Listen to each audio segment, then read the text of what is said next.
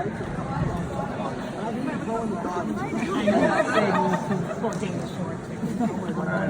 evening, everyone. For those of you who don't know me, my name is Brent Hulot, and I'll be attending Syracuse University in the fall to study sports and athletics. And my name is Dana. I'll be attending Brandeis in the fall. We're here tonight to talk a little bit about the alternative school. Dana and I were actually so close when I went to the alternative school, she didn't have to share the speech with me on Google Drive. That's because in kindergarten, I memorized her computer password for her, and I actually still remember it to this day.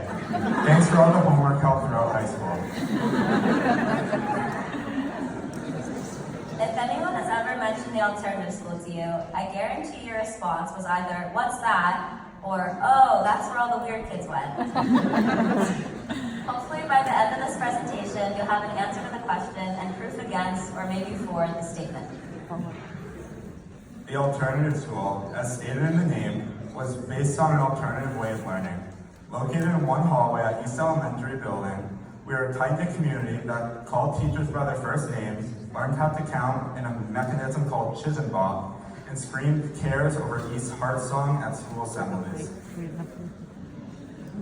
Beginning in kindergarten, we were exposed to parent volunteers often in the classroom and family groups, which allowed us to form relationships in smaller communities across grade levels. Our mouths would drop open when we walked by the fifth graders, as they were mature high school superheroes in our eyes. Our kindergarten teacher, Ronna Feiner Berman, although we had no clue at the time she even had a last name, handcrafted crowns for the birthday girl or boy as we sat around the rug singing the birthday song. Hanging around our room with giant blow-up cartoon letter people creatively allowed us to learn our alphabet and how to read. First grade was drastically different, as our teacher was a lot older and did not smile as often. Her name was Joanne, or as the Heights kids might know her, Miss Douglas.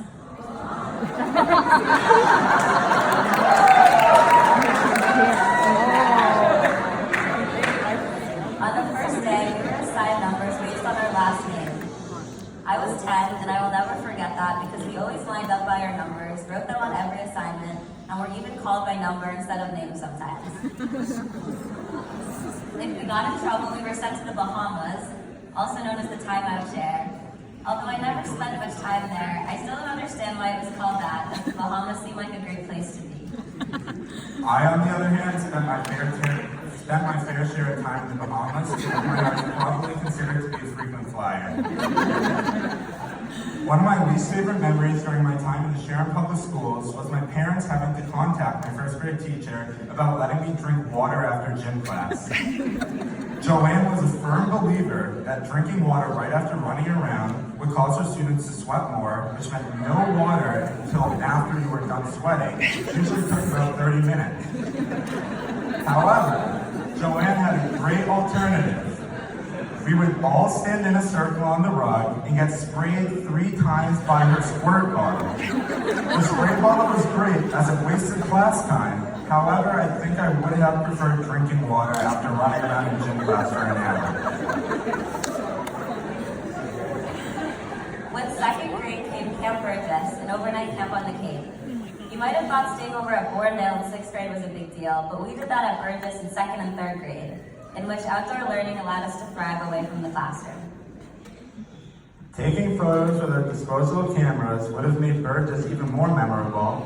However, one of my classmates decided to steal mine and photograph our classmates while taking showers, so CBS could not develop these photos. Good thing this was 2009 and not 2019.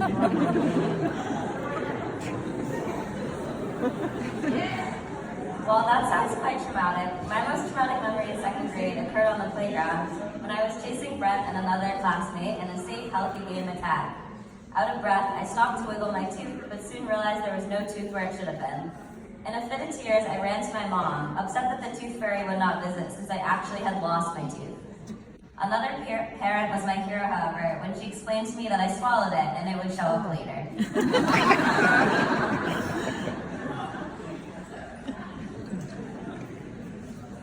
Unlike most 3rd grade classes, the 10 of us or so who remained at the alternative school joined 2nd graders to create a multi-age class. Theoretically, it should have made us feel smarter, but our genius classmate was diligently studying her 6th grade math textbook as we learned what fractions were and how to multiply. As many of you know, my involvement with the track team over the past 4 years has not always included running. Perhaps it can be traced back to an incident I was involved in during 3rd grade, which ended in me leaving my class in a wheelchair. After winning some sort of spelling game, a classmate of mine thought it would be a great idea to yell out "winner" and then charge at me to give me a bear hug. The bear hug quickly turned into more of an NFL linebacker tackle, and I was quickly swept off my feet and propelled into midair. Before I knew it, I slammed into a metal bookcase, leaving a pretty impressive dent. A few tears and ice packs later, I was ready for the next round of the spelling game. It was all fun and games and learning too, until we discovered the alternative school was closing down, and we would all be redistricted to one of the 3 other elementary schools. Believing we possessed much more power than in reality, we began a petition and protested. Unfortunately, yet unsurprisingly, our efforts failed, and we all said goodbye to our beloved school community. Dana, along with the rest of my classmates who I had the pleasure of attending the alternative school with, have been a big part of my life, and I am so lucky to have been able to reconnect with many of them in high school through classes and extracurriculars. The memories I created at the alternative school will last a lifetime, and I'll be one lucky guy with the friendships I created due to. Thank you.